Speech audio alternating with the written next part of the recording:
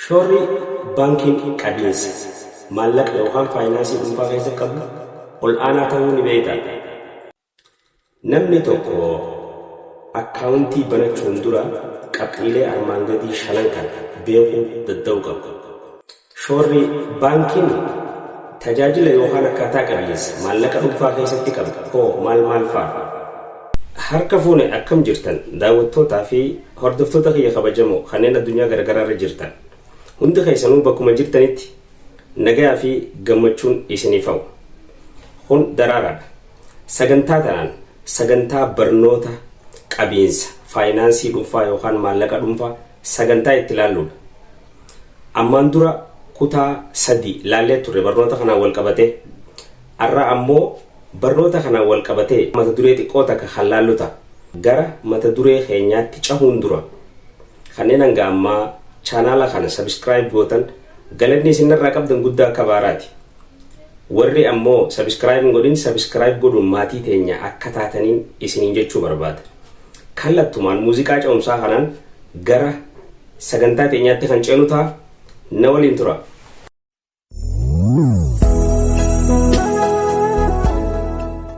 Galatoma mata dureen keenya kaarra barnoota keenya kan ammaan dura kutaa 3 ilaallee turre akkaataa qabiinsa faayinaansii dhuunfaa yookaan bulchiinsa faayinaansii dhuunfaatiin wal qabate har'a kutaa 4ffaa kan itti fufnu ta'a.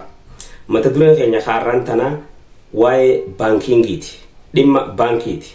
Sabuu maal taate daraaraa keenya baankii fi maallaqa keenya qabachuu yookaan waan harkanne akkaataa itti hoggannu maaltu waliif fideenaan jechuu malta. Laata jeelaa ishee min dhageesse. Baankiin akkaataa qabiinsa maallaqa dhuunfaa yookaan hoggansa faayinaansii dhuunfaa keetii keessatti shoora guddaa qaba.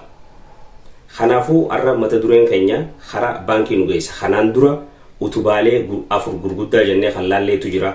Namni tokko gara bulchiinsa faayinaansii dhuunfaatti seenuun dura tarkaanfileen inni beekuu qabu maal faadha kan jedhus boqonnaalee yookaan kutaalee 3 amma dura laalle keessatti laallee jiraachuun keenya ni yaadatama. Har'a ammoo kutaa 4ffaa irratti akkumaan jalqaba irratti isinii hime baankiidha laallaa jechuudha. Kanaafuu baankii jechuun maal jechuudha? Baankiing jechuun maal jechuudha irraa eegalla.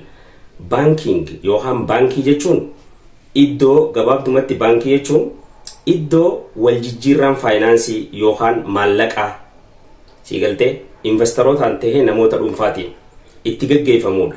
Kanaafuu tajaajila waljijjiirraa maallaqaa, tajaajila sharafa biyya alaa, tajaajila investimentii, tajaajila liqiitii fi tajaajilli qusannaatis baay'inaanii fi akkuma addunyaattuu harki guddaan bakki itti gaggeeffamu baankiidha jechuudha. So kanaafuu baankii jechuun gabayaa maallaqaa bakka itti gaggeeffamtu jechuudha. Kanaafi akkaataa qabiinsa faayinaansii dhuunfaa keenyaa keessattis baankiin shoora guddaa qaba jechuudha. Sababni isaatis namni tokko faayinaansii isaa dhuunfaa yookaan faayinaansii dhuunfaa isaa yookaan maallaqa isaa qabachuudhaaf maallaqa kana maaliin qabachuu qaba? Baankii kaayuu qaba moo mana kaayuu qaba? Yoo baankii kaayuu akkamitti kaayuu qaba? Sababni isaa maallaqni qabattee teessu kuni takka khasaaraa qaba. 2 bu'aa qaba. Saniifuu maallaqa kee kan harkatte kana akkamiin akka qabuu qabdu kan haalaan shoora guddaa taphachuu danda'u qabiinsa faayinaansii dhuunfaa keetii keessatti baankiidha jechuudha. Gabaabdumatti baankii jechuun hiikkaan isaa akkaan isiniin jee kana fakkaata. Itti aansuudhaan gosoota baankiitu jira. Baankiin gosoota adda addaatitu jira. Mee gosoota baankii kana mataarra laalleetitti bira kan dabarru ta'a. Fakkeenyaaf baankii biyyoolessaatii fi baankii daldalaatiin ala amma internet baankiingiinis seektara baankii yookaan roga baankiitti dabalameeti dorgommii guddaa kan godhu jirurraa takkaa jechuudha. So isallee beekuun nu barbaachisaa jechuudha. Addunyaan booda karaa internet baankiingiitti waan galtuuf kan nuti beeknu baankii biyyoolessaatii fi baankii daldalaa qofa. Isaan maddi dabalatee ammoo baankiin internetaatis qaama sadaffaa ta'ee dhufee jira jechuudha. So baankii biyyoolessaa yookaan baankii jiddugalaa jechuun hojiin isaa maali jennee yoo kan laallu taate bulchiinsa baankiilee hundaa kan to'atuu fi akkaataa bulchiinsa maallaqaa biyya takkaa mataarra taa'ee kan to'atu baankii biyyoolessaati. So baankiin biyyoolessaa tajaajila liqii kennu, tajaajila maallaqa sirraa fuudhee qusachuu, deebisee nama liqeessuu kana tajaajila kanaan kennu jechuudha baankii biyyoolessaa. Tajaajilli inni kennu baankiileen biyyattii keessa jiranii fi akkaataan dhangala'insa maallaqaa biyya keessa jiru kan to'atu baankii biyyoolessaa yookaan baankii jiddugalaa kan jennuun dalagaan isaa isa kanaa jechuudha. itti aansuudhaan kan laallume retailer banking yookaan commercial banking jennee beekna nuti baankii daldalaa jechuudhaan beekna jechuudha. Asirra dhaabbachuudhaan yookaan maamiloota irra dhaabbachuudhaan akkaataa qoodamiinsa maamilootaatiin retailer banking ka jennuun kun yookaan commercial banking baankii daldalaa ka jennuun kun bakka shanitti qoonna gosa shaniitu jira jechuudha. Tokkoffaa baankii daldalaa retailer banking, lammaffaa private bank baankii dhuunfaati, inni sadaffaa ammoo corporate bankidha baankii hojii gamtaa, inni afuraffaan investment bankiidha, inni shanaffaan investment bankii, inni shanaffaan ammoo baankii misoomaa yookaan development bank ka jennuun san jechuudha. As keessa ammoo nuti xiyyeeffannoon keenya qabiinsa maallaqa dhuunfaa yookaan qabeenya dhuunfaa keetiitiin maallaqa dhuunfaa keetiitiin waa wal qabatuuf commercial bank yookaan retailer bank irratti xiyyeeffachuudhaan laallaa jechuudha. So commercial bank jechuun maal jechuudha yookaan baankii daldalaa jechuun maal jechuudha? Gara biraatiin consumer bankii jennaan baankii maamilootaa jechuudha. Baankii namootan dhuunfaa itti fayyadaman. Inni kun maaliif 5 keessatti hammata? Retailer bankiin tajaajilli inni kennu namoota dhuunfaatiif tajaajila maallaqa qusachuu fi liqeeffachuu, maallaqa nama tokkorraa gara nama biraatti daddabarsuu kan of keessaa qabu jechuudha. So baankiin commercial bank yookaan retailer bank ka jennuun kun tajaajilli inni kennu abbummaadhaan small business daldaloota xixiqqaadhaa fi akkasuma namoota dhuunfaatiif baankii tajaajila kennu jechuudha. So wanni inni of keessatti hammatu maal fa'aadha? Transactioniin yookaan tajaajilli wal jijjiirraadhaan wal qabatee yookaan maallaqaan wal qabatee inni kennu maal fa'aa of keessatti hammatu kan jennu taate saving account qusannaa, in credit card yookaan credit account liqii, in account keessaa baaftee itti deebiftu, akkasuma mortgage yookaan mana wal qabatee jechuudha. Deebisee checking account cheekaan soso'u, in credit card fi debit card dabalatee tajaajiloota akkanaa kan of keessatti hammatu. Stock trading ammallee gabayaa stookaa yookaan sheeritiinis wal qabatee tajaajiloota akkanaa kan kennu retailer yookaan commercial bank jechuu ni dandeenya jechuudha. Kanaafuu mee itti aansuudhaan erga wanni kun nu galee bank accountii baankii jechuun maal? Bank account yookaan lakkoofsi herrega baankii ka jennuun kun maal jechuudha jechuudha. Lakkoofsi herrega baankii jechuun accountii yookaan sanduuqa tokko kan baankichi nama dhuunfaatiif godhu akka inni maallaqa isaa itti qusatuu fi irraa baaseetis itti fayyadamu godhuudhaaf lakkoofsa herregaa yookaan sanduuqa wahii tokko kan baankiin tajaajilamaadhaaf yookaan maamila isaatiif godhu jechuudha. Isa kanaan maallaqa qusachuu dandeessa, isa kanaan keessaa maallaqa baafatta ammas jechuudha. Isa accountii kana fayyadamuudhaan accountii baankiin yookaan lakkoofsa herregaa baankiin sii godhe kana fayyadamuudhaan maallaqa kee yeroo qusattu maallaqni kee bu'aas fiduu danda'a, khasaaraas fiduu danda'a jechuudha. Akkaataa baankii islaamaattis ta'e akkaataa baankii kaanittis. Kanaafuu hiikaan baankii accountii ka jennuun kun kanaa jechuudha. Iddoo maamilli tokko maallaqa isaa ittis kuufatu keessaayis baafatu jechuu ni dandeenya jechuudha lakkoofsa herrega baankii kana. Mee namni tokko lafaa kee accountii banachuun dura yoo xiqqaate qabxiilee shanan kana beekuu danda'u qabu.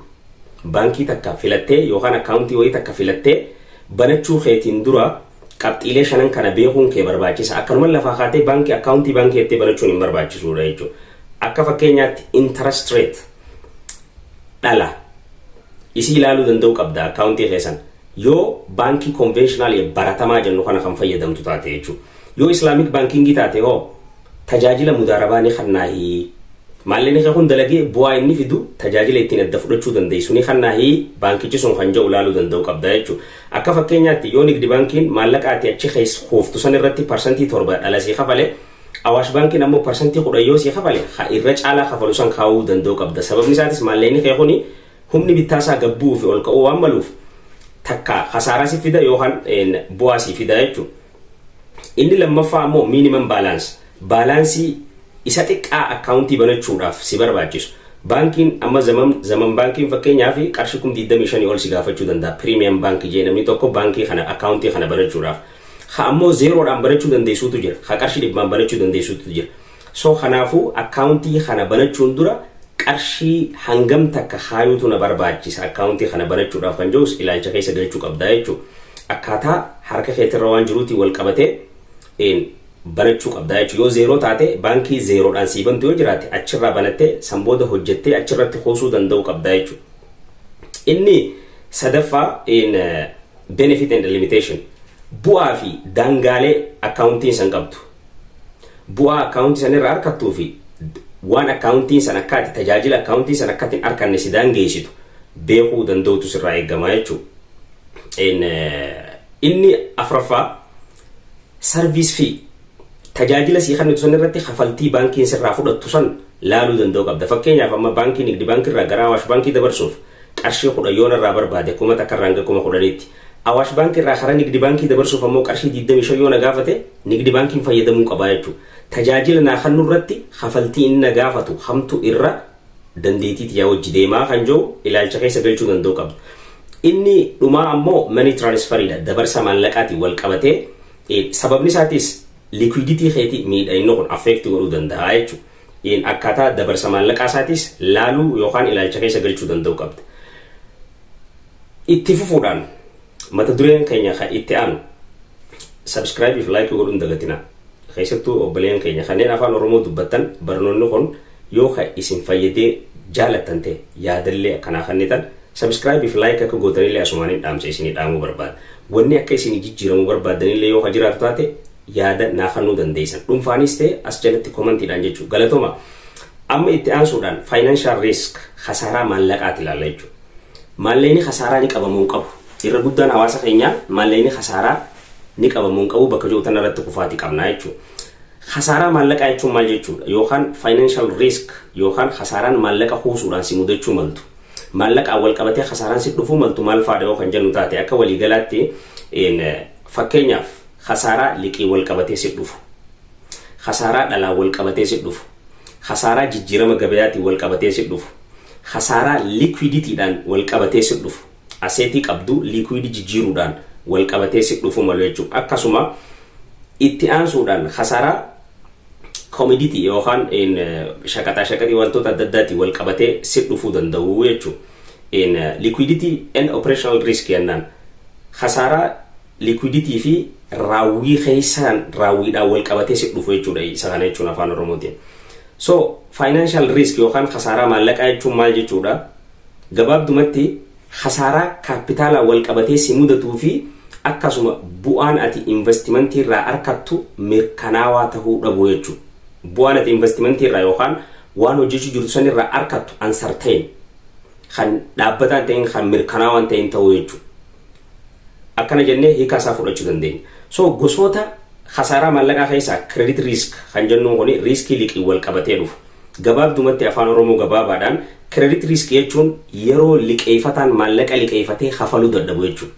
Gaafa kana eenyutu khasaara? Qaama liqeesseetu khasaara. Takka partially hanga takka dhabuu dammala takka ammoo khasaara guututti itti dhufu malti jechuudha. Fakkeenyaaf dhalaan wal qabatee haadhoon deebitee fi bu'aan dhalaan argachuu qabu yoo kan deebiiniif taate khasaaraatu nama sanarra dhufaa jechuudha. So gabaabdumatti khasaaraa liqii jechuun yeroo liqeeffataan maallaqa tokko nama liqeessurraa liqeeffatee deebisuu dadhabbiidhaan khasaaraa dhuftu jechuudha. Inni lammaffaa market riskiidha. Khasaaraa gabayaati. Kana jechuun jijjiirama gabayaatiin wal qabatee khasaaraalee garagaraa tan dhufuu dandeessu jechuudha. Inni kun especially wanni inni wal qabatuun gabayaa sheerii yookaan commodity yookaan stock kajennu kanaanii wal qabata jechuudha. Market riskiin kun wantoota hedduu if keessatti hammata. Akka fakkeenyaatti jijjiirama gabayaatiin wal qabatee khasaaraan maallaqa irratti dhufuu dandeessu inni takkaffaan equity riskiidha. Riskii ati stock yookaan sheerii tokko bitattee sheerii san irratti si dhufuu danda'u jijjiirama gabayaarraa kan ka'e. Inni itti aanu riskii yookaan khasaaraa dhalaa wal qabatee si dhufuu dandeessu. Itti aanu ammoo currency yookaan sharafaan wal qabatee sharafa biyyoota garagaraatti wal qabatee khasaaraa sitti dhufuu dandeessu. Inni kaan ammoo shaqaxaan yookaan commodityidhaan wal qabatee khasaaraa si dhufuu dandeessu jechuudha. Kuni jijjiirama gabayaatiin wal qabatee khasaaraa maallaqa irratti si dhufuu dandeessu jechuu ni dandeenya jechuudha. Equity risk jechuun stock yookaan sheeriidhaan wal qabata. Interest riskiin ammoo namoota fakkeenyaaf boondii bitatanii fi hoofama yeroo dheeraa hoofatan irratti khasaaraa dhufuu danda'u jechuudha. Currency risk jechuun ammoo wal jijjiirraa maallaqaatiin wal qabatee khasaaraa dhufuu danda'u jechuudha. Commodity riskiin ammoo shaqaxaan wal qabatee khasaaraa dhufuu danda'u jechuudha. Inni itti aanu liquidity riskiidha. Liquidity risk jechuun yeroo investarri tokko bitachuus tahee gurguruu dadhabu jechuudha. Asseetii qabu yookaan qabeenya qabu kana jijjiiruu dadhabu gara maallaqaatti jechuu ni dandeenya. Inni kanatti aanu political risk khasaaraa political wal qabattee yookaan maaligaa rakkoo siyaasaatiin wal qabatee dhufuu dandeessu kuni baay'inaan mootummaa wajjin wal qabata inni shanaffaatii fi khandhumaa inflation fi deflation dha qaalomiinsa jireenyaatii fi khufaatii qaalomiinsa jireenyaa jechuudha gaafa qaalomiinsi jireenyaa dhufu humni bittaa maallaqaa haalaan gabbu'aa jechuudha gaafa ammoo deflation yookaan rakhishoomminni jireenyaa dhufu gatiin meeshaa ni rakhisti jechuudha inflation gisee jennu gatiin meeshaa yeroo qaaloytu deflation jechuun gatiin meeshaa yeroo rakhishtu jechuudha duba daawwattoota fi hordoftoota fi kabajamoo kanneen addunyaa garagaraa irra jirtan sagantaan irraa fi isinii qabadhee dhufe tana fakkaatti torbaan dhufu qophii wal fakkaatuun yookaan sagantaa barnootaa wal fakkaatuun hanga walitti deebinu hundi keessanuu bakkuma jirtanitti nagaa fi jaalalaan isinii hawwa peace